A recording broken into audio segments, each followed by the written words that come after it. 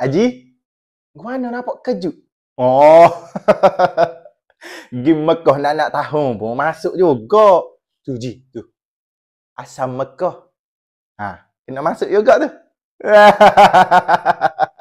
Oh, Haji ni ada dua kesalahannya, Haji. Ha, huk mula-mula sekali naik kereta tak bus segenar, Haji. Oh, kena juga. Ada ke hari tu masa Haji nak masuk cabai Kampung Talak tu? Ha, masa tu Cikgu Mei duk tunggu situ. Ha, dia nampak kereta Haji mari. Ha, dia ingat kau Haji nak pergi straight. Apa sampai depan cabai, piuk Haji masuk. Ha, lama dia tunggu tu. Ha, anak dia mati demi panah. Okey Haji. Tapi hak ni kita basuh sebentar je. Ha, dalam sebulan dua Haji dah. Ha, kesalahan kedua pula, hak ni parok sikit Haji.